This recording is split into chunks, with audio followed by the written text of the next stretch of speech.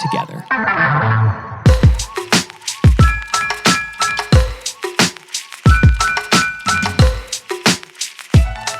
Hello and welcome to Unwatchables. I am Marc Dottavio. And I'm Seth Troyer. And today we are kicking off season 4 with a look at the filmmaker who rode the line between the watchable and the unwatchable as distinctively as anyone ever has. That director is the late David Lynch, and we will be discussing his first and last films, possibly his two most alienating avant-garde works separated by almost exactly 30 years and a legendary film and TV career in between. Those films are 1977's hugely influential surrealist cult classic Star Wars, Eraserhead, and 2006's polarizing 3-hour digital camcorder experiment, Inland Empire.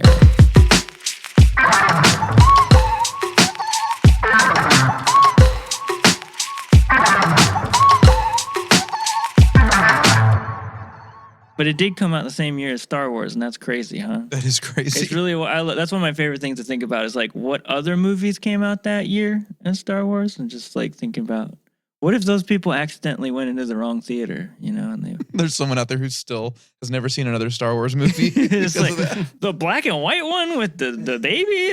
That's terrible. I don't know what that was all about. And they made 3 of them? Yeah, that really does contextualize this because right before we started, we were watching these clips of people just walking out of Eraserhead, presumably in 1977, and they're all very 70s people. Beats the hell out of me. I got to think about it for a while. Oh, I thought it was the ultimate suspense thriller. I kept waiting for something to happen, and it never did. Gosh, it was the best thing I've seen all year. Some inane, bizarre person with a disturbed mind wrote that film, and I did not enjoy it. I enjoyed it very much. My kind of movie. I liked it. I've seen it 5 times. It's the weirdest thing I've ever seen. It was very good acting, but I've seen it 8 times, and that's about enough. They made real 70s people watch Eraserhead. Can mustaches and the big hair and tan jackets. And it's just crazy to imagine them watching that, or just that this movie exists in a context of reality, that it was released at one point and people didn't know who David Lynch was or what the movie was. And I don't know, what were the reactions like? Half really not liking it, a quarter interested in how weird it was, and then a quarter saying that it's something they've seen 8 times. That's a masterpiece. Sounds about right. And they all pretty much agree that they're like semi-astounded for various reasons. But yeah, they've like never seen anything like it. Yeah, for sure. Yeah, I really can't imagine it. And, you know, we did talk about David Lynch once before on this podcast where we talked about The Straight Story, because the idea was we were talking about a watchable film by a usually unwatchable director. And it's interesting to go back to Eraserhead and then imagine the path that led him to The Straight Story. But not even that, just that he went straight into like studio films like The Elephant Man and the doomed Dune film at some point after this movie. I don't know if that happens anymore. Not quite. I don't know. People are plucked like... I think that the story was that Mel Brooks saw Eraserhead. And that's the big one. Yeah, that's what helped. Mm-hmm. Yeah. And somehow then, he got him the job for The Elephant Man. And the rest is history. And then eventually he even has a TV show that for at least a season is like one of the biggest TV phenomenons in the U.S., which is Twin Peaks. I wonder if Mel Brooks was doing a sort of producer's scheme, though, with Eraserhead. That was his springtime for Hitler. It, yeah. But, I mean, I don't, now that I think about it, the more, I don't mean to harp on Star Wars too much. It is a joke. But at the same time, I think there's always those stories that people have, like that it's also bizarre that he was chosen as a possible director for Return of the Jedi. That was always up there. Right. And I was always like, what would that even be like? That'd be crazy. Why would they even imagine that? And I don't know. It's like, it is an art house film, of course, at its bones, Eraserhead and all of his stuff. But I also think his stuff does kind of carry in the tradition of the, like, New Hollywood Brat Pack in the way that he is exploring sci-fi and fantasy, like, as much as the art house. Like, I feel like a lot of, even in Eraserhead and certainly in like Mulholland Drive and stuff, there's these like, I don't know, it's like fairy tales it's like fairy tale logic. Or, There's noir, there's horror, there's like dark comedy. and definitely stuff from the past in a postmodern way. Like a lot of, like Indiana Jones is always the example of like, it was a serial that they watched as kids and now they are making it as larger than life in this whole new way, right? And Blue Velvet, which I think kind of redefined him back into doing Lynchian films after stuff like The Elephant Man and Dune, I think kind of reoriented him in the public imagination. And, Blue Velvet more or less unfolds like a Hitchcock, suspense mystery, like a little detective story, but with his edge to it. Yeah, revealing that he can't escape himself. Like, I think that was probably a big one. Right. It's like, I don't even have to try to make it weird. It gets weird even if I'm trying to make just like a little mystery movie for kicks, Yeah, and let's not forget also we are joined by Tony, our producer. He Hello. watched these films with us to chime in at some point and handle the Wikipedia pages so I can yell at him if there's some sort of trivia that I don't know he doesn't automatically have access to. I already had to pull it up because I actually didn't even realize that he went straight into Elephant Man and Dune back to back after Eraserhead. That had not occurred to me, and that is insane, yeah. So yeah, we're here to educate Tony about exactly what happened. He's got funny hair. Mm-hmm. Tell me what happens in these movies. But yeah, Eraserhead, I think was a great way to, a thing to return to now, because obviously David Lynch has passed, and I mean, it just sucks, doesn't it? Like he was such a fun guy, and the outpouring, just 100% positivity online and on Twitter has been, kind of heartwarming and encouraging to me that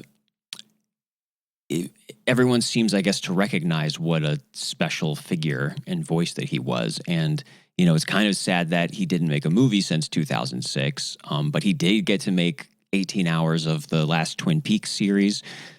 And, he was just this presence that he was like a cuddly kind of all-American looking, aw shucks, golly gee kind of guy. He would actually like talk like that. And his movies are so fucked up. He's like the final evolution of Jimmy Stewart. Yeah. Yeah, I realized after the news came out that he had died that way more people have like a sense of him as a guy than I think most of us have of most directors.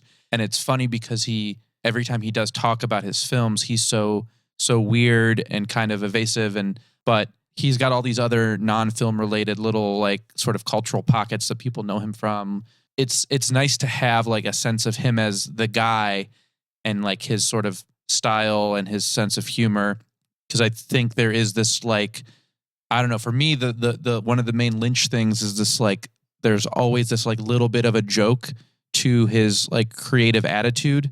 Like, not that he doesn't take his art seriously or something, but without him talking a lot about what he ever meant to do with any of these, I like having just like the guy out there saying, weird stuff online and in all these videos that we can kind of piece together what he was trying to do a little bit. And so, I can think of a lot of directors I know more of their work than this who I don't have that sense of. And I think it helps you realize that, it's his view of small town America, that we get in Twin Peaks and Blue Velvet, even though there is a lot of showing the hidden side and the seedy underbelly, that it's easy to mistake those things for being ironic or mocking or insincere, when I think knowing him kind of helps that this is something that he actually relates to, or that finds something like that is about, it is something that he loves and respects.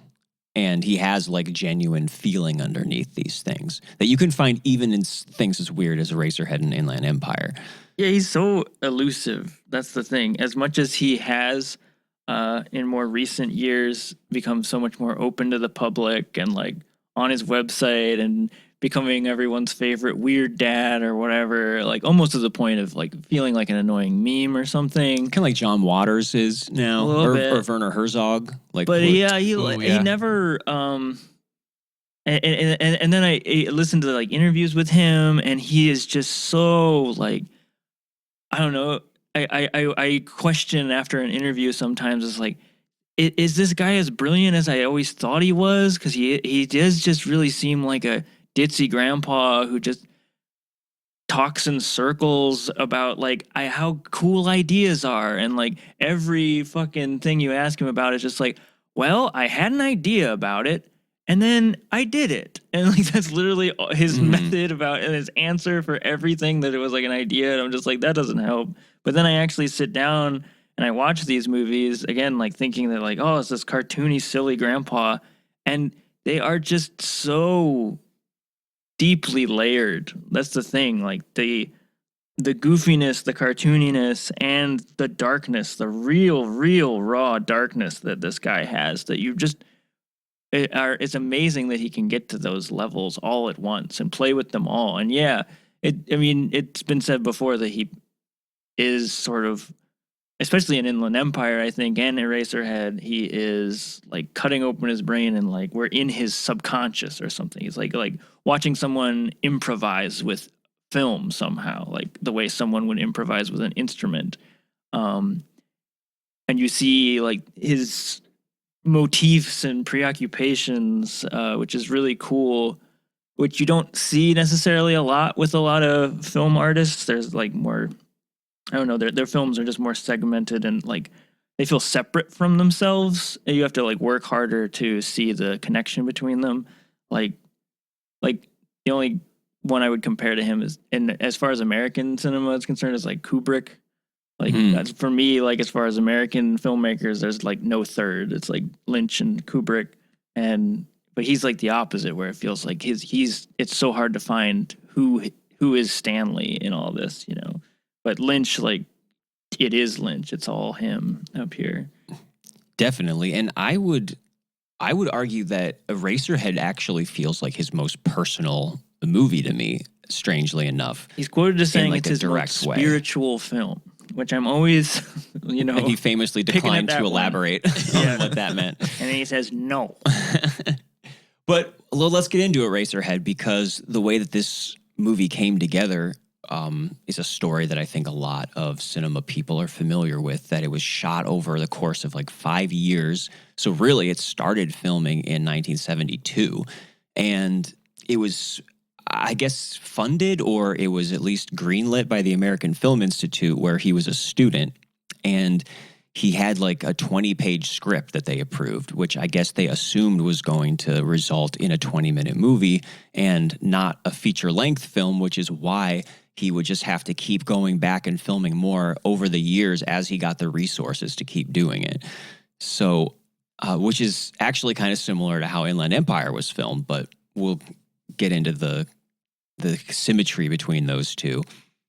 But once it did finally come out, it was kind of like, just like with what we talked about with El Topo, which actually that episode hasn't come out yet, but we will talk about that, where the movie had like a festival release that was attended by like 30 people, and then it started playing in midnight screenings like every night for like a year at a theater, and then for 3 years at another theater.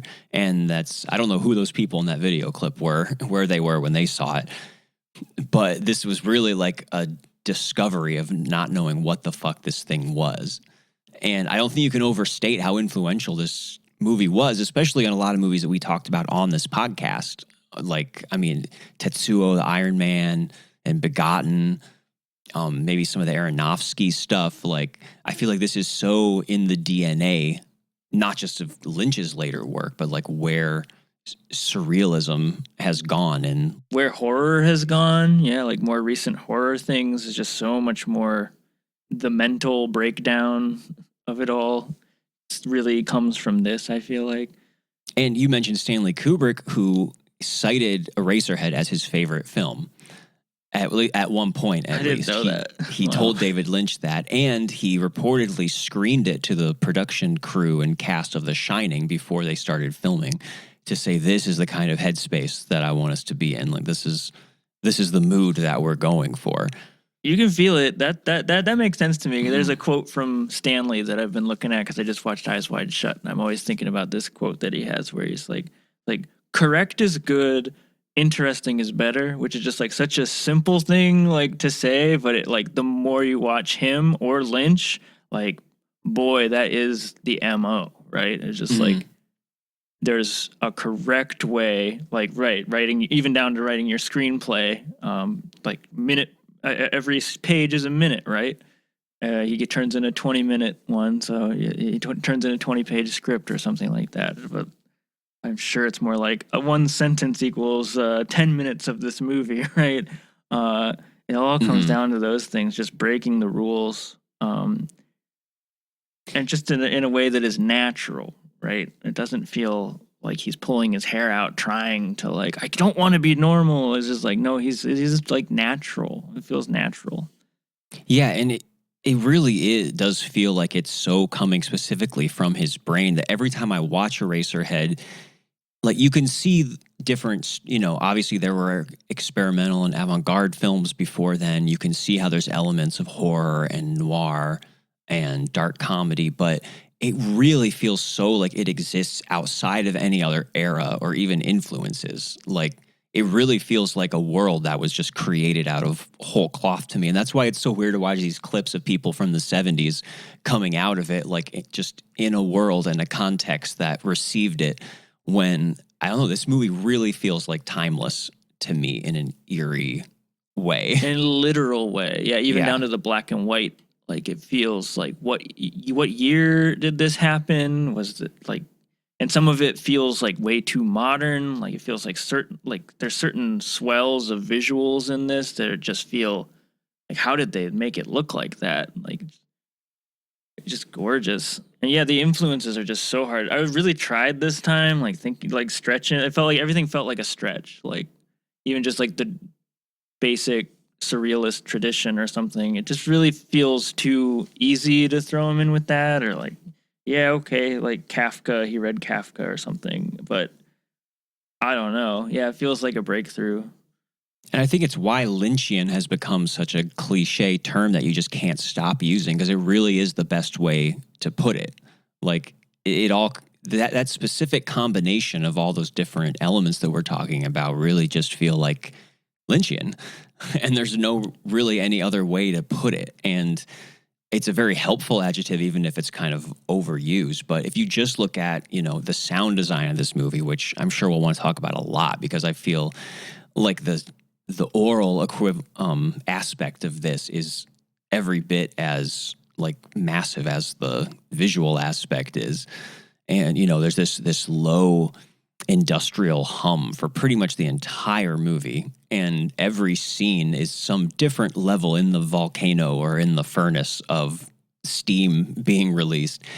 And think of how many movies, not just all of Lynch's movies after this point, have that same kind of sound design going on, but every movie, everything by Gaspar Noé, or I just watched Barton Fink again a couple months ago, and I was like, this is Lynchian, but in there. But specifically, it has that low industrial hum the entire time, and it's so ominous, and it's so overpowering in this movie.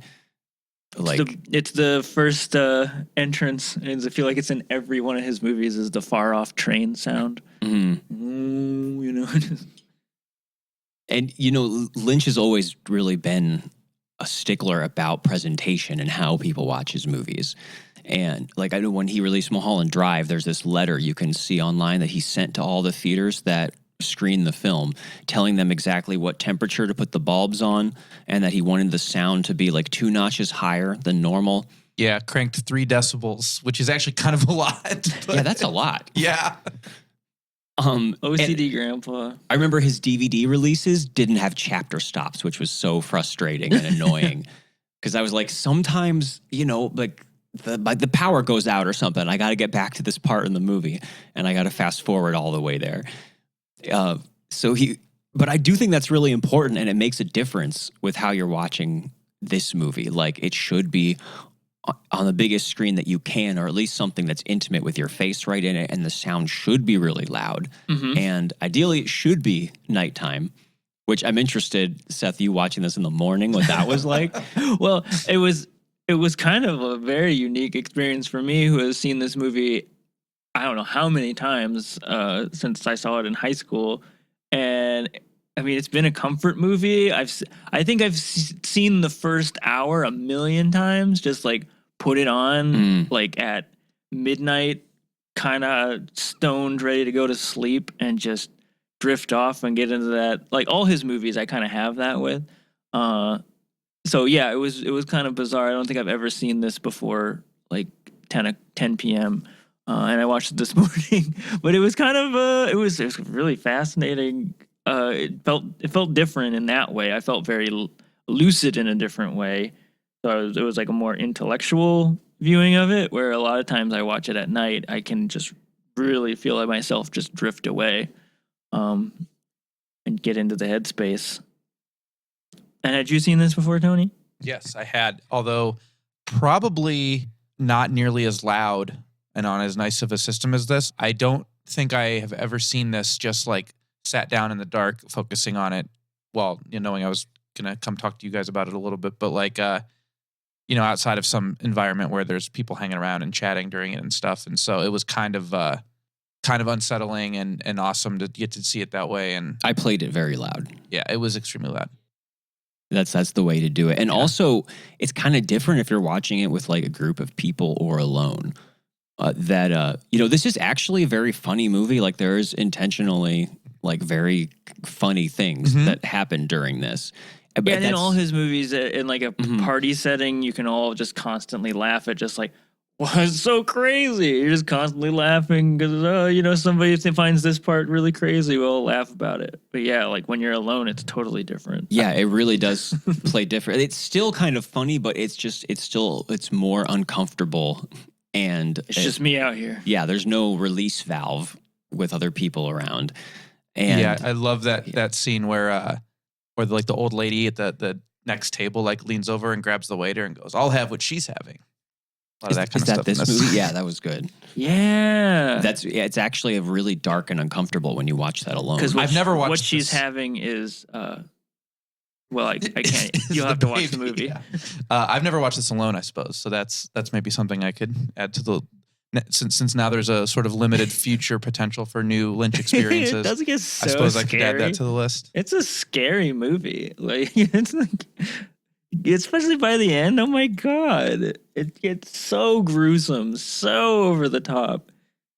Yeah, definitely. And there's a lot of movies, even ones that we've talked about that superficially resemble this, or they kind of take the same approach as far as surrealism that this movie does. And with that, I've been pretty critical of, like Begotten, I wasn't a big fan of, and God forbid I bring Harmony Korine or even Damon Packard into this conversation. People who I'm sure, you can see connections to that.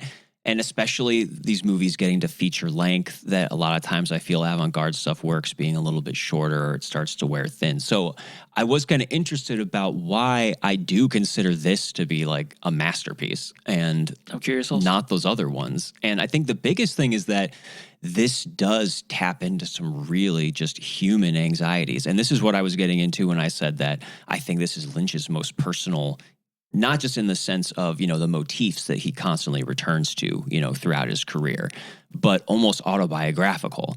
Because this is a movie to me about the anxieties of parenthood and sexuality, things that I think Lynch is very uncomfortable with. And I guess he did make this movie after, or like conceive of this movie after having his own daughter, Jennifer Lynch, who's, I believe has made some of her own movies by now. And it was like unplanned. Right. And I guess she had needed like surgeries for a club foot or something too. Mm-hmm. And I think that's enough of a thread to pull me in to this, because this baby in this movie, I mean, it's an unforgettable image, which apparently they haven't quite confirmed ever for sure what it is and how they did it. He kept it a secret even during production. He had blindfolded the person who worked on it, like during certain portions of it. I think it was real. I think he found that thing and made the movie. That guy's an adult around today. I'm scared. Yeah, it was like you'll be implemented in a crime. Yeah, that guy is Barron Trump now. But I I thought I had heard like it might have been a pig fetus or something, or possibly a lamb fetus, or a skinned read rabbit. Part of a rabbit, yeah. I mean, definitely by the end when it's like becoming this endless blob of meat. Just yeah, it must be tons of animal parts, or at least you hope they're animal parts, or I don't hope they're animal parts. I don't know. It's all real dead stuff for sure. Yeah. Flowing out of this thing, but to go back, yeah, that is the thing that I think helps this. That at its center, it does have this simple setup that everybody can at least relate to from the outside, if not from the inside, of a basic story. Yeah, and of that fear and of that letdown of life, that Henry has. Like, seems like things are sort of at equilibrium, and they're all shaken and thrown off. And it happens so instantaneously too, where he's told that the baby is at the hospital, after he's already been having dinner with the mom. And he's like, that's not possible. Like, implying that, it must, and she's like, it's premature, but probably even like to an absurd level premature, especially once you see it, you're like, premature, let alone like, they're not even sure it is a baby, she says. Classic line. Yes. And the family, yeah, like you go home to meet the family of the girl that you've been dating, who's been avoiding you, and you slowly find out why she's been avoiding you. But the family dinner scene is just hilarious.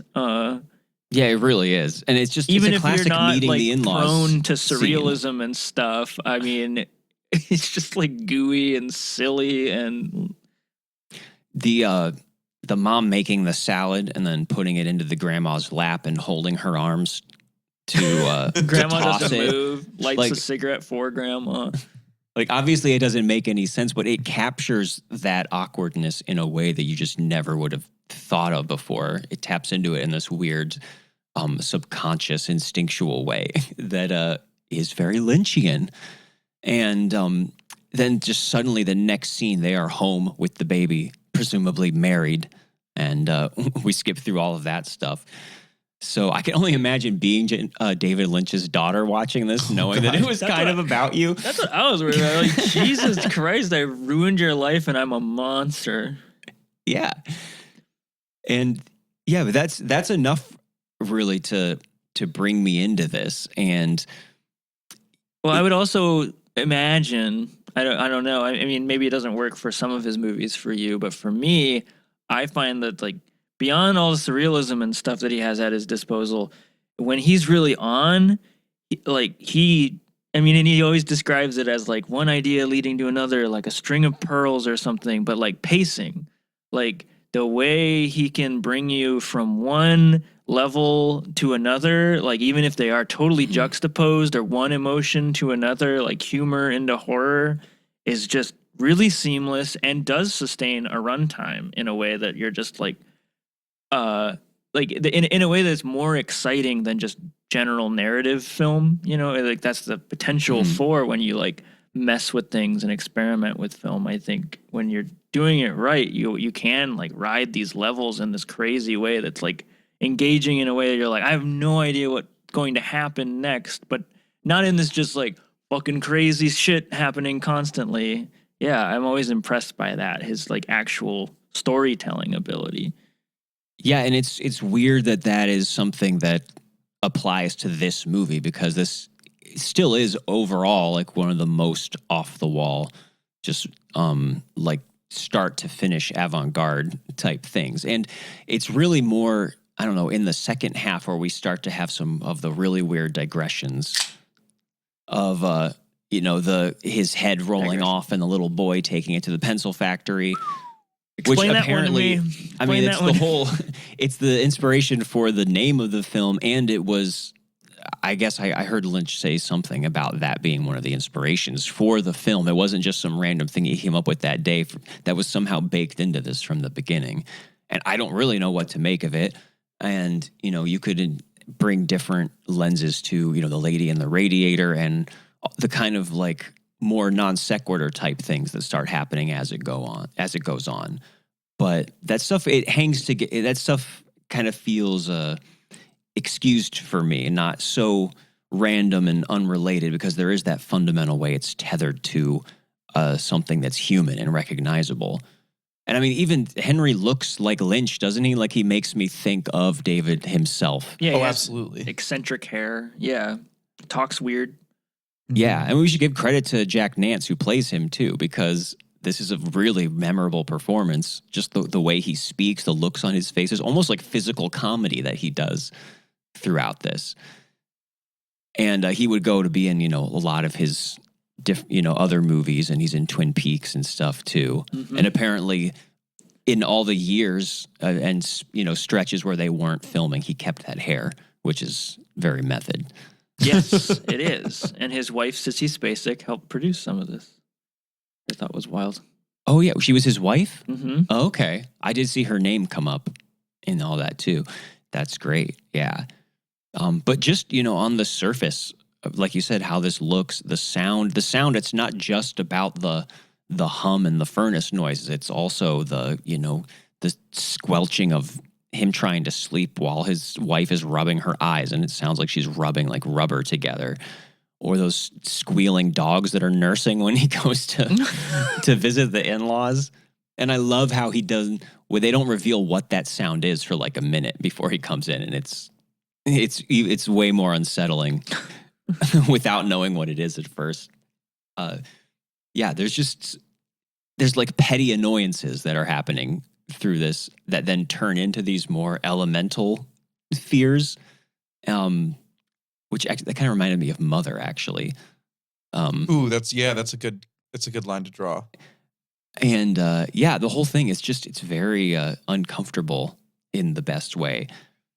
And what surprises me kind of about that is that, I think there are a lot of Lynch movies that I don't like, or I think the balance is off. And because I think usually they get their power from their proximity to the real world, like Blue Velvet, it having that veneer on it before things go crazy, or Mulholland Drive, before the big rupture in the end, that there's some sort of balance there that's important. And this movie kind of does the like direct opposite of that.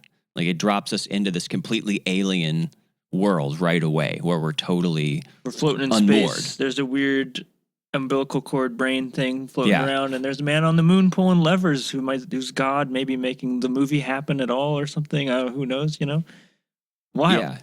And then first 2 minutes. Yeah, and I don't have answers for any of those questions, but out of that, slowly as the movie goes on, these elemental, relatable, emotional things emerge from it that you do start to recognize. And it's a weird trick that I'm not sure any of his other movies pull off with, as far as taking that approach, as opposed to the weird revealing itself out of the normal. Here, we're getting the kind of normal revealing itself out of the weird. And so I think this is a great movie that totally lives up to its reputation. And it still does seem to be like one of the more polarizing ones from him. Or is it only among people who aren't big Lynch fans that it's polarizing? It's not as snappy and fun, and it doesn't have like the weirdness of having stars in it like some of his later ones do, I think. I feel like there's like Twin Peaks, certain Twin Peaks fans don't hang or something. They don't go back this far. Yeah, I mean, I was just gonna say that the way Marc just put it, what did you say? The normal revealing itself in the weird or something is why I love this so much, because I guess critics of this probably, I'm guessing, cite that it's just weird for the sake of the weirdness, or is like too plotless or wandering or something, and is just about being like off-putting. But I think it's like, and the episodes of the podcast I've been on before where we talk about like movies that have like weird like imagery going on, I've talked about how I'm not a huge fan of movies where you're like, there's like symbolism that is there so that you are expected to like decode it and figure out what things mean. I'm more interested in people that make movies with that stuff to just kind of let it be the thing on the surface. And in this, it's clearly not like that, because there is a plot and there are things happening and there's like a story arc, even if it's like really straightforward.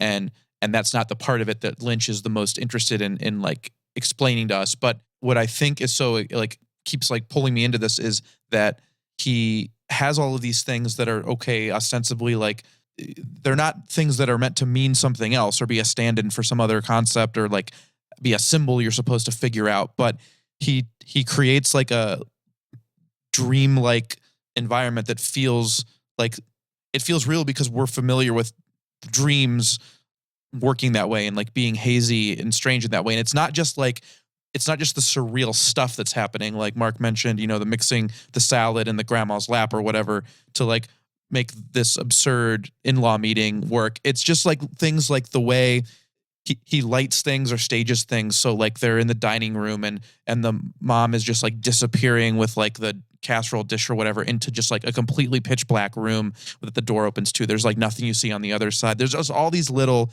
like things that create the effect of like you understand that like your dreams work this way. There's like non-reality that you've experienced. And so you can like kind of understand what everything is and is supposed to be. And I think that makes it cool and exciting versus something that's just like a bunch of like weird non sequiturs. And I think that's maybe what people who don't like this movie see in it. Well, yeah, and especially in this, you know, as it gets to like the final act. I mean, I could see an audience who's not really into movies like this getting restless at that point. Yeah, it gets really out there by the last like 45 minutes. Yeah, like for a good stretch of it. But, you know, it keeps coming back to that fucking pig fetus thing. And it's so weird that it's like revolting, but it's also pitiful. And I feel really bad for it. And but then starts laughing at him. Yeah, when it starts laughing at him. Oh, it's so creepy. But it's just, I feel so, it's this weird mixture of total revulsion and wanting to like take care of it, which has got, I mean, what a way to characterize parenthood, right? Yeah. And specifically fatherhood, because, I mean, this is very much his point of view and Lynch's point of view, not of the mothers. Like he feels no connection to this thing. But yeah, I mean, I don't like to get too far in to decoding, right? Like Tony was talking about that like I also think that it's more often than not, even with like really complicated artists like Pynchon or like stuff like that, like where they're dealing with these just layers. Like we did Holy Mountain, they're dealing with these layers of symbolism and like mysticism and all these things that you could probably like, what is that? You could go down a wiki hole or something like that with and I do think Lynch is one of those artists, like if you really put a gun to his head, I don't even think maybe then he would tell you, but I think there are a lot of layers that he alludes to, that there's like, you know, biblical things even in this movie that he says that like inspired him. He won't tell you what they are, but like there are things that this is built off of. It's not just totally free jazz, right? Which again, even in that analogy, right, is like a misconception about free jazz, that free jazz is just random, right? Free jazz does have there's a logic. It's just not a logic. It's an alien logic, right? But that's all to say that, like, I do think there is, like, even through that weird final act and, like, that final sequence, like, the end, really does paint the picture for me of, like, what the theme is, which is he is just acknowledging, like you said, that it would be really hard to watch this as his daughter, right?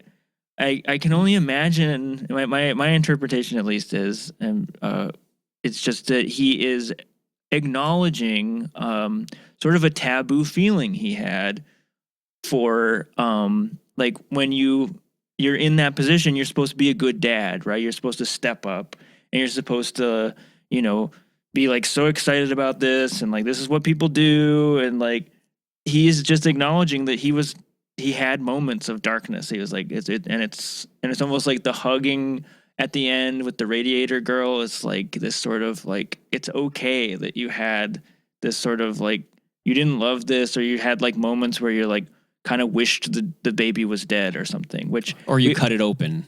Yeah. But like I like that in art where there is acknowledgement and it's a place for you to exercise these like sort of even transgressive like modes of yourself that are just probably the split second thoughts, but like they become, you know, if you really burrow into them, they're this movie, right? Which is just like at certain points, I have to admit, I didn't want to be a dad. I wanted to I wish I could just run out, or like, yeah, throw the baby out the window even. Who knows? But like, yeah.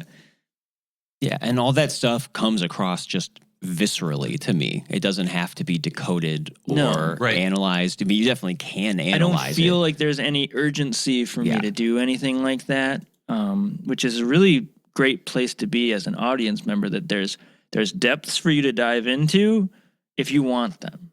But the experience is just as immediate as if you didn't. Absolutely. And that's what links together all of the movies that I love by him, which he made several of between this and Inland Empire. Before I totally jump ahead, am I stepping on anybody here? Anything else you wanted to say about Eraserhead before we go to the other end of his career? Which I do think there is some weird symmetry between these two movies. Sure. But Tony? Well, it sounds like it goes without saying that none of us would unwatch this. So I don't know if there's much else we need. I'd say we put it right in the canon of Unwatchables films. But I know that we do disagree about a lot of the movies that happened in between this and Inland Empire. Bonus episode? I know. Sure, yeah. I think they do all still share this thread that is started here, which is wild, that like from his first thing that he makes, which I think can be boiled down to what, again, I think sustains his movies from being just, even the ones that you're probably going to say you don't like, Marc, or like they had like the real thread of them that makes them and holds them as movies rather than installation, like just fucking random shit happening, is his way of creating conversation and his way of like, because that's to me what really is Lynch. Like what I can really pull out is the weird conversation that he can that it goes through all of his movies, even the straight story, right? Even when we're not dealing with layers of different dimensions and shit, it's always this sort of like one person is coming at it, and then the other person like dips somewhere else, and they're alluding to something, and that's like. But they're like that's really where the dream logic comes in for me about Lynch. And there's always this sort of, on the page you would probably say it one way, and then he's directed these actors to say it in a certain way. Like in Eraserhead, there's just like this sort of like back and forth between Henry and the pregnant girl, and he's like, "Where have you been?" And there's just something about the way he like is like, it feels like there's always things behind what they're saying, which is just really like goes along with imagery that feels like there's like symbols or things going on, right? Like, because I think that's very important about Lynch that is established here throughout his career, is that unreality. There's no point where they finally just like, no, we're having like everything's normal. Like almost always there's some sort of, somebody's off. There's at least one person in the room that's off. It never feels to me, and I think he does this well enough that I've never heard anyone describe the movie in a way where they feel like, oh, this is a movie about these weird people who live in this weird world that we're meant to like understand, that exists somewhere that he's telling us about. It feels like this, like the experience of like your conscious self understanding some fucked up dream thing, like through the haze of like a, some nightmare scenario, and everything feels just like sort of the nightmare version of another thing, but not in like a kind of hokey, like, we put like, it's a little blurry when like in the dream, you know what I mean? Like it's well, yeah, because like I tell you, Tony, like go to the fridge and get me a beer, and then for some reason you're like that's how it. But in the dream, you tell it to me, and it's like, well, why didn't you go to the fridge and get the beer? It's like, because of the way he said it. Like there's something about the way he said it. Like if I went and opened the fridge, like. Exactly. It's that thing where you could never like the bizarre experience you have of having like a nightmare. You can tell it to somebody else by recounting the things you sort of remember happening, but this actually feels like what that experience is. It's like when you see a movie that does a really good job of, like depicting someone being like on like LSD or mushrooms or something versus just a movie that's like, oh, well, here's like a crazy guy freaking out or something like that. And he's a master. I mean, that's like a lot of the movies of his that I've seen have that element. But because when you're in a dream, you don't question the crazy logic. And in his movies, they just roll with it as if it makes sense, even when it doesn't. But I think for me, my favorite movies by him tend to actually be really moving, which I wouldn't necessarily say that about Eraserhead or even really Blue Velvet. But those movies have other things, they're very exciting about them. But, The Straight Story and Mulholland Drive, I think, end up being like very emotional experiences. And Mulholland Drive, I think, was pretty acclaimed when it came out. And that's kind of the context where Inland Empire came from. Even though it came out 5 years later in 2006, it was shot over 3 years, just like Eraserhead was. It was an international co-production with U.S. and France and Poland.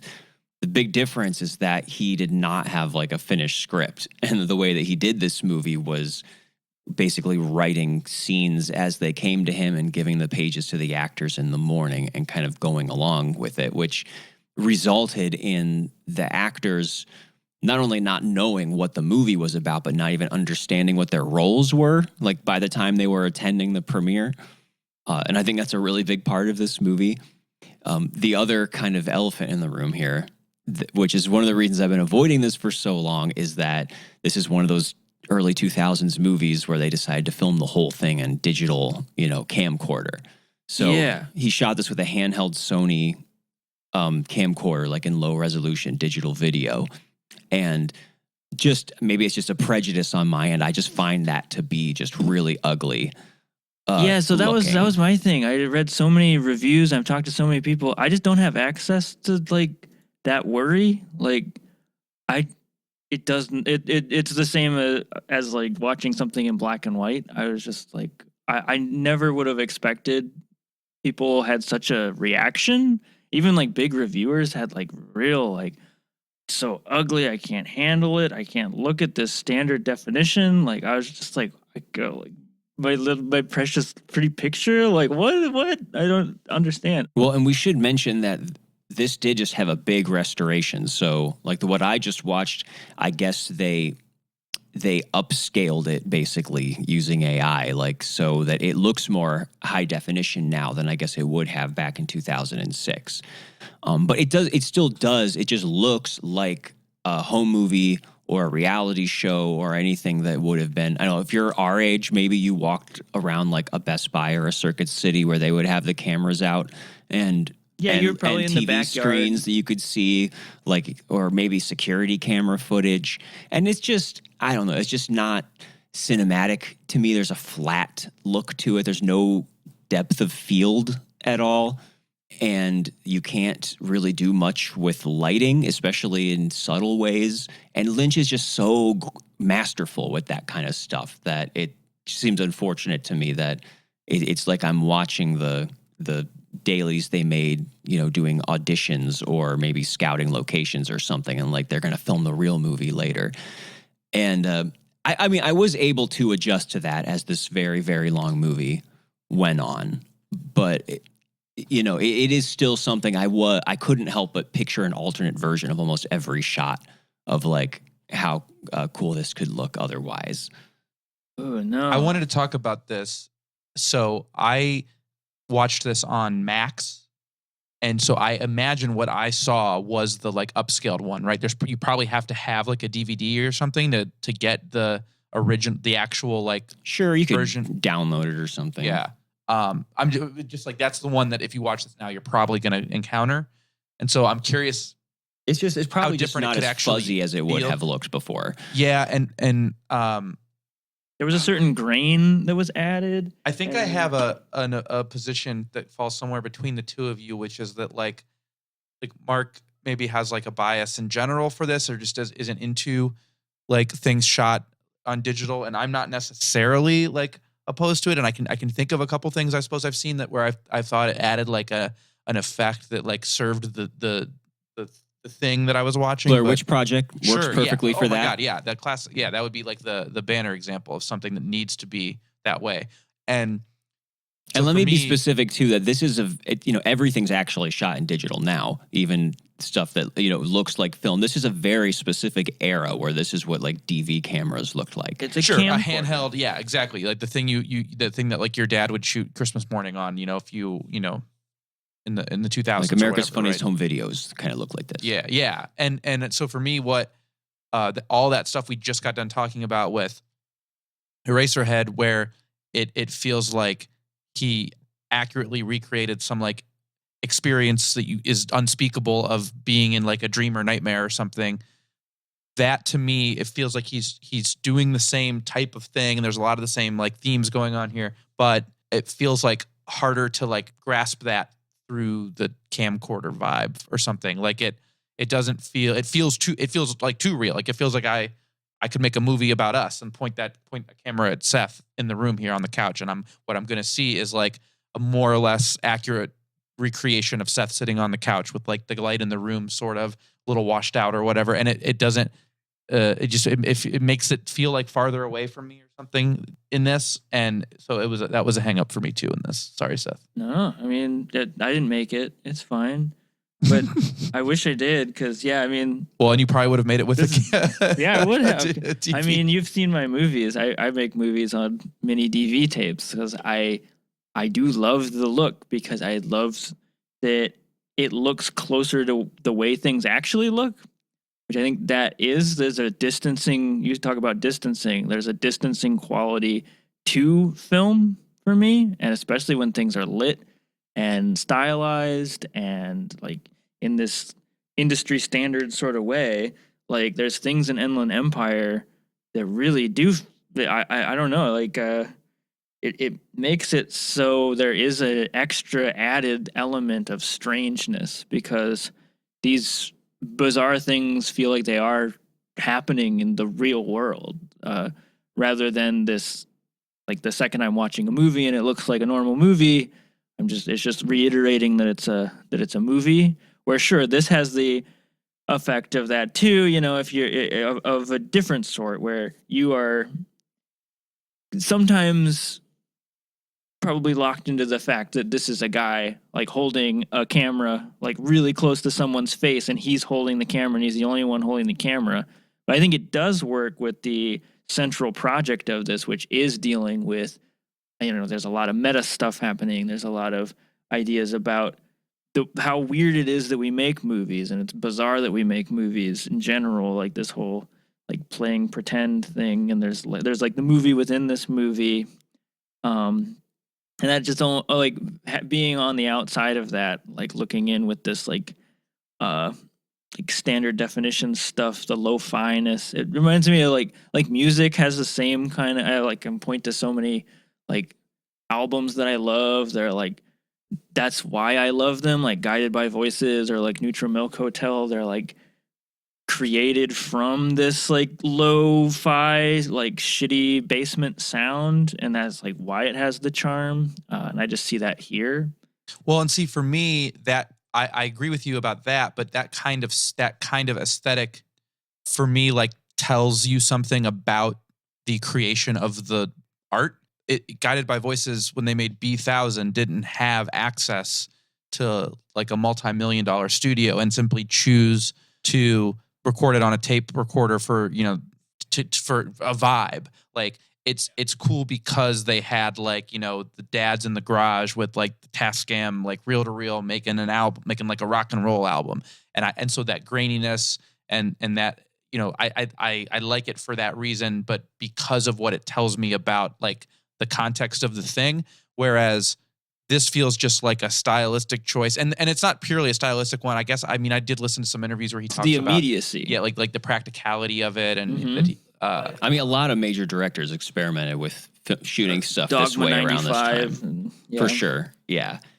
But it for me makes it feel, and when you talk about it feeling like these are things happening in the real world to real people, I don't disagree with that. But that actually is one of the things that takes me like out of the whole like Lynchian mode and puts me farther away from it. Because honestly, a thing that it made me think of was like porn or something. Like it felt like again, it's more about it. Like it's a useful medium to contextualize the thing. Like if you want porn to feel really real. Like, yeah, it's going to be shot on like a handheld, like consumer grade device, but like maybe it would take you out of that experience to have it be shot in this like really rich, like deep, color balanced format, like a film or something. Fake. But here, it feels like that's not what I want to see. And yeah, it's like there's even specific shots where I like remember like thinking like, oh, this like what a classic like Lynch shot this would be if like, you know, the light like cut off by the windowsill coming into the bottom of the frame and the room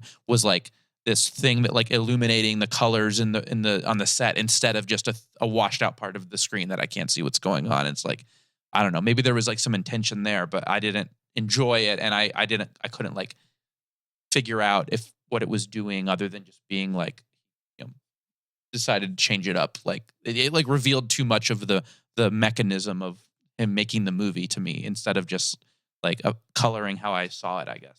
Well, I did. I mean, I got used to it. So the other things that, you know, other issues that I had with the movie, I can kind of set that aside and just, you know, look at the rest of it from this point on.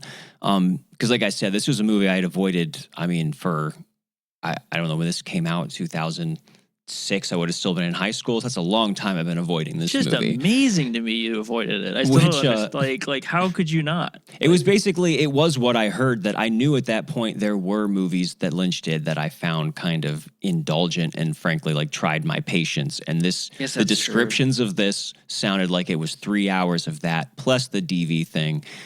But really, it seems more stubborn now that we know it's his last movie. At the time, it was just his next movie. And I was used to him, you know, putting out some that I like, some that I didn't. Like this one, I wasn't in a big rush to see.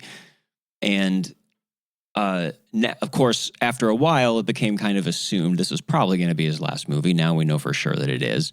I guess, maybe. So we've got, yeah, who knows, really? There's some people who consider the season 3 of Twin Peaks to be an 18-hour-long movie. Those people are wrong and crazy, but they're out there. But anyways, all of that said, cut to me like an hour into this movie, and I was not hating it at all. I was actually kind of into it. I figured, yeah. I mean, the first hour is like kind of awesome. Like, yeah, the worst thing I could say is that in the shadow of a movie like Mulholland Drive, which is very much about Hollywood, there's film production and everything, that I can't help but compare it to it, especially with Justin Theroux being in this also, is like, all right, this isn't like as immediately brilliant as Mulholland Drive is, dealing in the same milieu. yes. But still, I really like that scene where Grace Zabriskie, who's from Twin Peaks, she plays Laura Palmer's mom, I think. She comes in and visits with Laura Dern, and there's this very classic, just Lynchian, ominous, intriguing, mysterious scene. There's something so bizarre about the noises and drones that you slowly hear. I had to keep on turning up the volume, and like it's also a movie that is very good with sound, I think. Blasting, where because even in that one, it's not like the drones of like synth music, like only like towards the end of the scene is it like that. It's like this very slow build, which I think is the part of another thing about the standard definition of the hum. He loves the hum, and you definitely get that hum of like air conditioning and all kinds of stuff, and like a mower outside probably when you have a camcorder. And I think he's like toying with it and like pulling it up and down at certain levels during that scene in particular, and in other scenes too, which I think is just so cool. Like part of like the fact that the entire environment is being utilized. And they're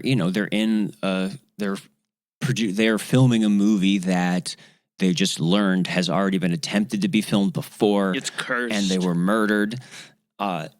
So I'm kind of intrigued. Also on guard, like I know this probably is not going to resolve in some like conventional way. I'm sure there's going to be some rupture somewhere, like most of his movies have. Laura Dern's here, Laura Dern, who is excited. 110% committed to everything she does in this movie, right? Love her. She's she's a longtime Lynch collaborator, and so she really knows how to do his thing. And I have no complaints about her. I mean, no matter where this movie takes her, she is like fully invested in it. Yeah, and Harry Dean Stanton, I really thought was funny in this. He's like this bizarre guy in the background the whole time. You're not even sure what his job is, but every Yeah, is once he in like a while, a producer or something? he gets like, yeah, like it's very like again him playing with these levels of like for a second you almost think it's a normal movie, and then Harry Dean Stanton starts going like, I used to have rabbits when I was a kid. We had this thing about animals. You have any money? I got this damn landlord. You know, stuff like that. And Laura Dern is being so sincere and going, oh, and pulling the money out of her purse. And then later on, when they walk by him and you hear him saying the same spiel to another group of actresses, it's like, absolutely that was hilarious. Yeah, and that goes on for like a little over an hour. And then he basically kind of abandons all of that stuff. Well, and let's talk about it in the plot. Like how the plot works. It does. I'd love to find out.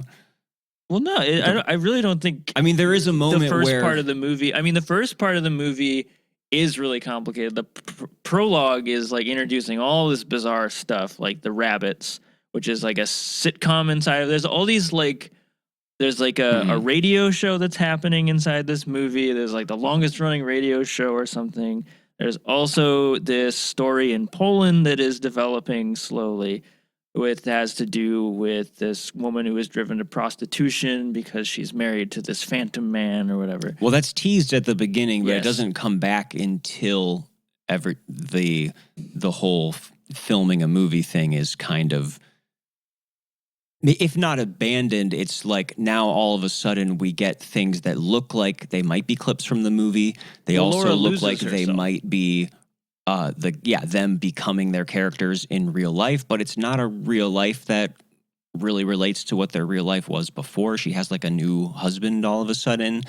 And Right. I mean, we could go on and on about this, but it starts cutting back and forth between like, you know, her seeming to be the movie character and telling stories to a guy in like an interrogation room.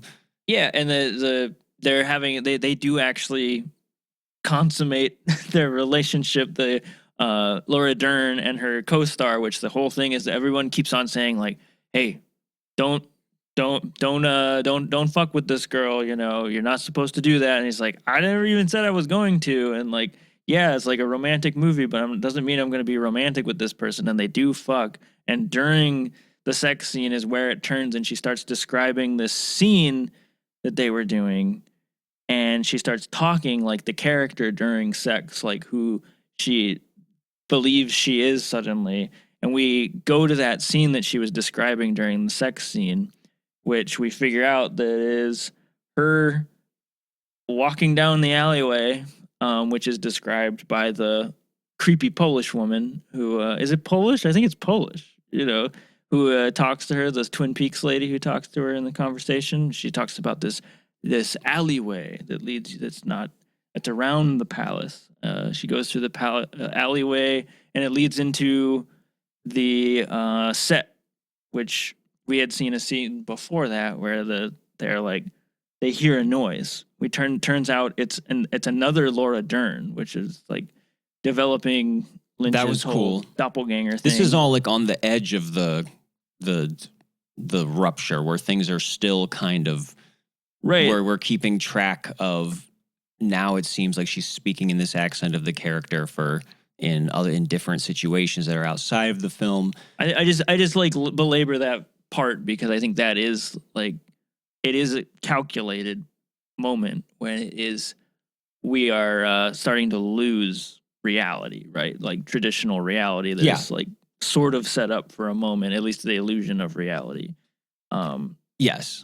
But then I'd say, I mean, most of the last 2 hours is all of these different things going off where I think it gets further and further from where any of that started. And I don't know, this, you know, Mulholland Drive has a rupture in it that happens much later in the film than it does here. Lost Highway does, yeah. Yeah, he does that a lot in his films, and I think it works brilliantly in Mulholland Drive. I mean, for a couple reasons. One is that it seems everything does make sense in a way that resonates with me somehow, that everything connects back earlier as if waking up from a dream and this was the reality that was underneath it. It actually seems like meticulously crafted to me, in like all of the details, in a way it just blows my mind that it apparently wasn't initially conceived that way. And also, you know, the characters in Mulholland Drive really like are complex and very sad, like tragic people, where Laura Dern's character in this, I mean, I never got anything more than just she's the actress in this movie. You know, there's talk about her having the husband. I don't know, that this lacked that central thing, the anxieties about fatherhood from Eraserhead, the anxieties about you know, the relationship with the other woman that comes from Mulholland Drive, and the way they're like stripping away this dream to reveal the movie as all being like kind of a coping mechanism fantasy for a horrible thing that happened. This one here just really got away from me and lacked that center, to the point where I just kind of didn't care what was going on. That, you know, even Mulholland Drive, let's say you're baffled by it, it's so arresting on a scene by scene basis. And I just didn't find anything in that last 2 hours that even got close to that. Anything at all. Huh? I'm not kidding. Wow. And like, especially the last hour, I mean, I was just really checked out from it. And, you know, we get all of the doubles and the reversals and, you know, the mysteries, but it just kind of felt perfunctory to me in a way. Like there wasn't something to make it meaningful or resonate with me like his other movies, the best ones, have. And I did, really get impatient, I guess, as it started going on. And I don't know, maybe just I feel like he really was making this up as he went along, which, I mean, he literally did. And maybe he did that with some of his other movies, but it really wasn't that what he was doing with Mulholland Drive to a certain extent? Yeah. I mean, he conceived of a way that he could something he could add to the end that tied it all together with Mulholland Drive. Like, once they realized that it wasn't going to be picked up as a series, all these things that maybe he didn't have an idea how he was going to wrap them up, he just came up with like a fucking brilliant idea that brought it all together. I've honestly never seen anything like it. And here, though, it really feels like almost an exercise of, this is him not using the images and ideas from his subconscious as like an inspiration to piece something together, but just kind of throwing it up on the screen like undigested. And that's not what I respond to with him. Hit me, Tony. I need to get hit more. Well, I'm unfortunately way closer to Marc on this. I like really didn't like this at all. My 3 big hangups with it. We already talked about the whole like DV, like handheld camcorder thing, but I know it's like crazy to think about like Lynch and be like, oh, Eraserhead, what a screenplay. But that I think, and this is different. This is a lot different than Mulholland Drive. Like he truly had no screenplay at all here, right? This is like, yeah, I mean, I don't know how often. It really feels like a lot of the first hour I would feel like he had to have had together in a way. That's cohesive there. And then the other things are stemmed from experiments. And I think that's maybe another element of like, not to keep harping on this topic, but like, I think the whole just camcorder in your hand that basically you just got to plug in to charge or whatever, that maybe gives you too much like freedom to let this kind of thing just go off the rails. This whole like, we'll make it up as we go thing, because you can kind of just do whatever. And yeah, I just really didn't feel like, you know, to go back to the criticisms of other Lynch films that I think are unfair, or people just maybe can't like relax enough to like let themselves sink in a little bit, like them being like plotless or too weird or whatever, or just like all over the place, disjointed. I did kind of ultimately feel a little bit that way about a lot of this. Like and you know, I absolutely love Eraserhead, and I love Mulholland Drive, and I love Blue Velvet, and I just felt like I couldn't figure out what was going on, or what I was supposed to, like what threads I was supposed to be following. Cause like, you don't need to like sit and like understand every like second of everything happening in every Lynch movie. you kind of get used to watching them, and it's like, okay, like I know, like I trust him to take me like where this is going, and I just didn't know what he was trying to do in this, and yeah, it kind of just like lost my interest, and I had a really hard time getting through the last, especially like hour of it. I felt like I was like trying really hard to. I watched this obviously knowing like, okay, there's only so many hours left of Lynch material that I'll ever be able to see for the first time. So I really was like trying to. I knew it was going to be 3 hours, which was another mark against. I have a hard time with things that are that long that don't really make a case for like that kind of a runtime to me.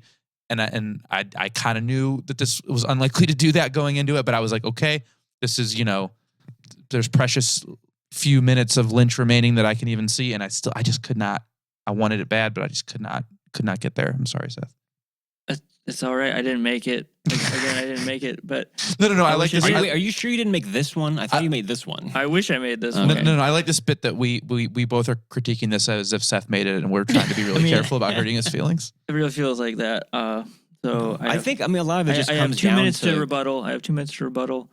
Go for it.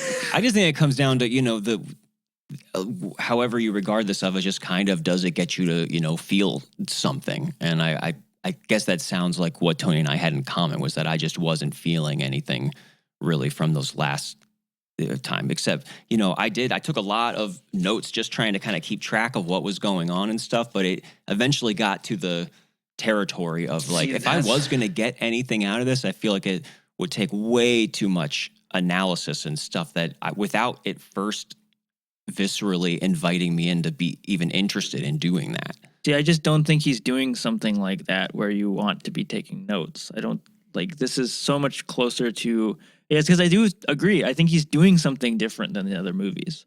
As much as it sets itself up to echo the other movies, especially in the fact that it is a part of a loose trilogy of movies that are about LA, right? Mm-hmm. With like Lost Highway and Mulholland Drive and this one. And Dune.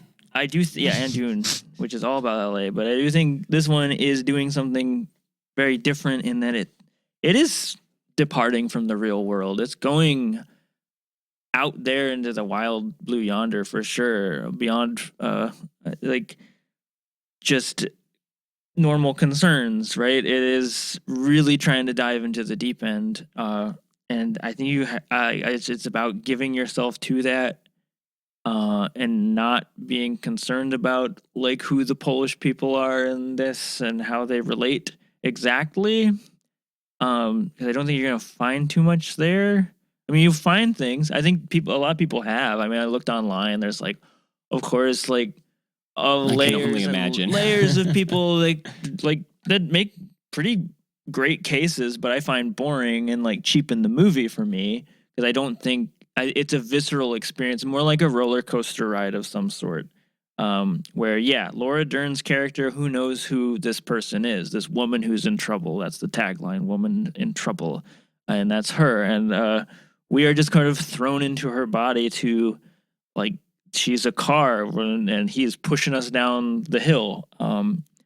I just find that the experience to be exhilarating, being just under an ocean of information and just like all these scenes and all these like that middle portion, which is like this storm. It's like this storm that you have to kind of weather through. And there are ones that I think are there's bits, it's like it's definitely experiments. You can tell they're like some of them are more compelling than others. Some of them I do think are pretty weak, like the whole bit where Laura Dern is going back and forth with this guy with glasses and like she's she says fuck a lot, it's kind of, but even by the end of that, like it collectively making this bizarre experience for me is just so worthwhile to experience that, like being so confounded. I just love confusion. I don't think this is a movie to bring ideas about character. And I guess we've come at odds about this before, where it's just like sometimes I just think it is time to just switch that off, like ideas of character, ideas of cohesion. But I get that, like when you switch that off, maybe Mark, that is like, well, what is there left for me? But I agree. Like this is not like a great case like to bring to your, class about like how you would develop a central character, right? No, but no, I guess it's more. It was more that I started grasping for those things once I was feeling like there was nothing else about it that was interesting, or that was bringing me into it. So it seems like maybe our divide where we can just agree to disagree is that I wasn't like compelled by the surface of what was going on to just be able to let go and be swept away in it. It just, whatever it was, like never drew me in to any of the different threads by that point. I started out kind of, and I actually ended up overall liking this probably a little more than I thought of, just because I found the first hour like intriguing, at least. Maybe not great, but intriguing. And it wasn't like a chore from the start. Just I do for feel most the of it. arc does occur though, like through the, like again, like it happens in a lot of his movies where the middle portion is just like kind of like this strobe light dream or something, and here is like the craziest for sure of and like even by the end I am like exhausted by it. Just like I am like I'm also exhausted. I think it's like there to be too much. And yeah, it's like I like the punishment of that. And even by the end, like of that storm in the middle of the movie, which is just like it's ended with like one of the craziest parts that is just like so like where are we? Like Laura Dern's bleeding out on Sunset Boulevard and Terry Crews is there, and there's just some Asian woman who can barely speak English and she's talking to a girl with one leg, and they're saying non sequiturs, of course, back and forth about like how to catch the bus or something, and talking Laura Dern through dying, which is also here. There's like this. Yeah, like, I don't want like, you to rush past that, because that actually, so like that was the one thing that when it happened, like there's just this dramatic kind of dying scene where Laura Dern is like bleeding to death on the street, and then it just becomes about these two like homeless people having a conversation about Wild. bus lines and her fucking cousin that she knows who has a monkey. Yes. And it goes on for so long that I did start actually laughing. Like I couldn't believe that this was happening. It's like that an is really irreverence for the central thread, right? Like you're like the main character is dying right now, and who are these people talking? It's like I've never seen a scene like that. And then I've definitely seen that. I've never seen a scene like that where suddenly the camera pulls out and someone says cut, right? And then we are back, and Laura Dern gets back up, and she's not dead, right? Did you feel like, because that could have been like the last shot of the movie, and then I feel like the next, I don't know, like 20 shots, each one was what I thought might be the final shot. Yeah, I absolutely felt that way. I felt like there was at least like a dozen endings where I couldn't believe it was like then continuing on to the next thing, which then is kind of funny too, because then it does finally end. But then it comes up with a whole new thing you can watch under the end credits too. It really is like a movie that just, it's always, I think it's still on right now. Like it's still playing behind us. Exactly. I think that's one of the things that I love about it. Like it is just like, it's like eternally happening. It's like a movie that's just eternally happening or something. It's like more of a mode to enter into than some sort of thing that starts one place and ends. Like it's just, yeah, because it refuses to end. Like, and it does have, but I mean, it does have this sort of like, there's a beautiful blue light and like someone who sounds like Enya is singing, and there's like some sort of reconciliation moment between the two threads where they embrace, right? And like, in some sort of way. And then there's a party at the end because the movie's over and we get to see the lady with her monkey from the story. I did laugh at that too. And she's singing, she's mouthing Nina Simone, which is pretty fucking badass. It's awesome. I do have to say, I did feel in the final seconds, I felt this duty to come to Lynch's defense here because, for a guy who, like Mark mentioned earlier, he wrote letters to the projectionists for Mulholland Drive with instructions on how to present the movie.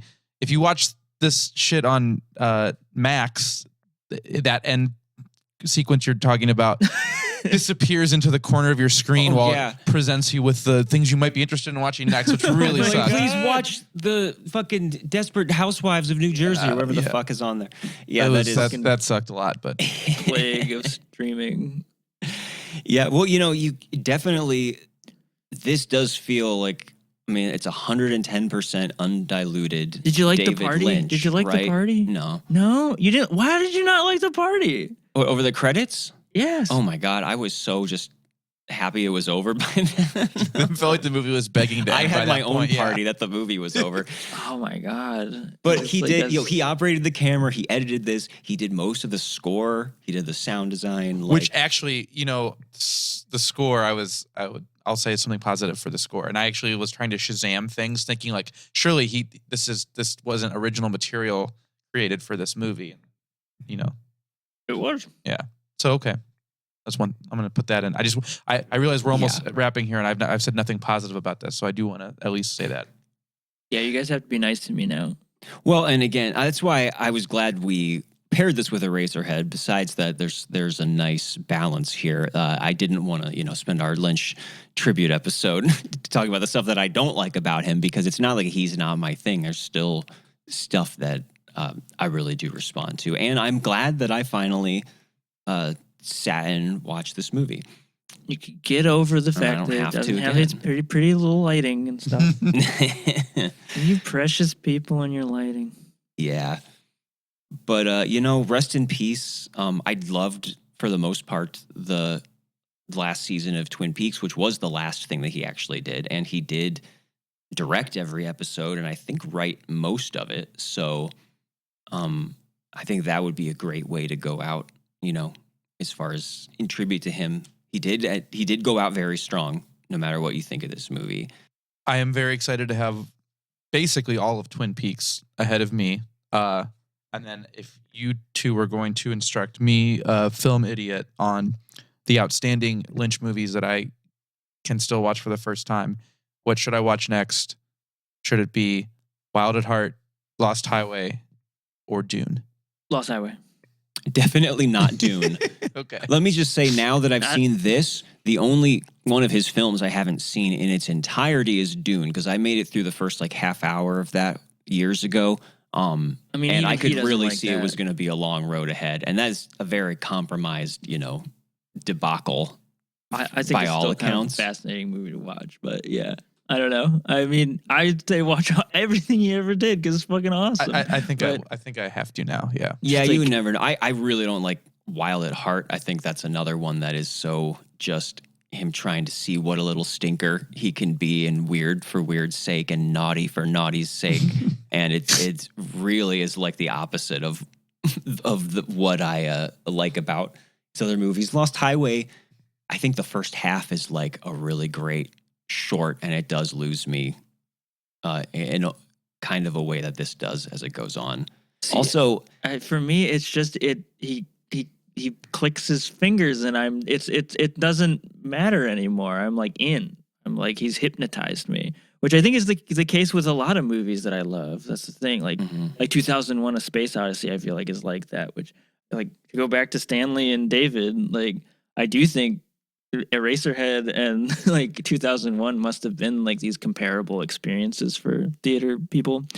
Like at the time, I'm just being these like I agree with that. capital E experiences, which again I would say Inland Empire is a capital E experience, right? But yeah, I don't know. It's just like either the meditation worked and you went under and you saw something, or it didn't work. Yeah. Yeah, and we won't even talk about the Twin Peaks movie. We can maybe do a whole episode on that sometime if we need to. We don't have to start another fight here. A little over an hour in. But I'm not too super precious about. Okay. So no one watches on this, I assume? Ooh, that's a good one. Oh, Honestly, I don't want to be like I literally said that I was glad I finally saw it, but you did say that, Marc. In a vacuum, really, honestly, this, having not seen Dune, I would have to say this is probably my least favorite thing that I've seen by him. So this is kind of maybe out of respect for the dead, I'm not going to unwatch it, but if he was alive, I might. But anyways, favorite Lynch film. Mine's Mulholland Drive. Mulholland Drive. Mine's Mulholland Drive. Okay, well, look at that. Let's go. Easy. And Actually, I will say like it feels weird to pick between them, but like Eraserhead's very close. They're Yes. both 5-star movies Yeah, for me. yeah. But you know, Mulholland Drive is just it has that extra kick to it. That's funny. We all That agree. kind of yeah. devastates For me. sure. You know, and we should watch it Right now, right now. on the podcast. We should go do that. Yep. We'll say little things like, "Can you pause it? I need to go to the bathroom." It'll be really interesting for everyone to listen to. And there are chapter breaks on it now, in case we need to find the spot. Wait, are there? So, you know, actually, I don't know that, but That'd be I was fucked up if hoping there that's something were. that he got over, though. Why? I don't know. It's cool. It doesn't really matter now, I guess, because you can go so. We you need know, people Michael. to do things differently. I think he's if just- anything, I've learned that from him. So Yeah. This is, whatever. I think he was just mistakenly assuming like people like to sit down and just skip around in a movie. Like it was only there like maybe Right. if you No, know you're it's so a right. utility. That feels like a Lynch thing. But there is a great clip of him talking about people watching movies on their phone where he's like apoplectic. And who knows? Maybe we can end the episode with it because it's a beautiful sentiment. That's a wonderful idea. We'll throw it to David. Now, if you're playing the movie on a telephone or on your computer,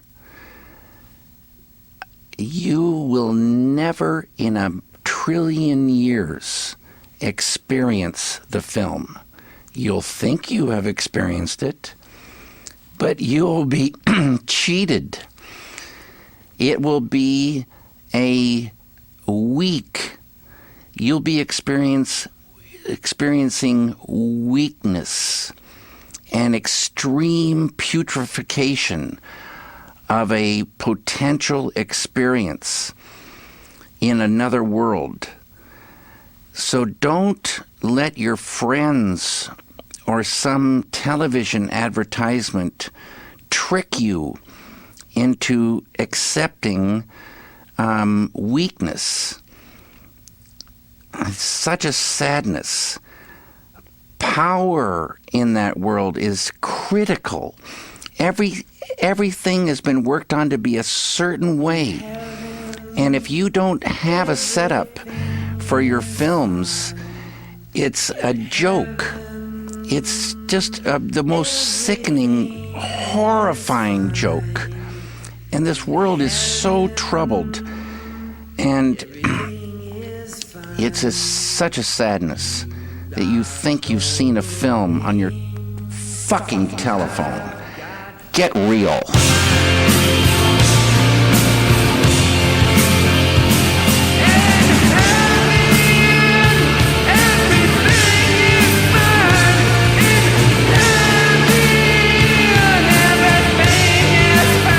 Unwatchables is produced by Tony Scarpitti, hosted by me, Marc Dottavio, and Seth Troyer, with artwork by Micah Kraus. You can find Seth and I on Letterboxd under Marc Dottavio and Sloth Troyer. You can also check us out at unwatchablespod.com for links to our Twitter and Instagram, or support us on Patreon for bonus content and to have a say in what we watch. Thanks for listening.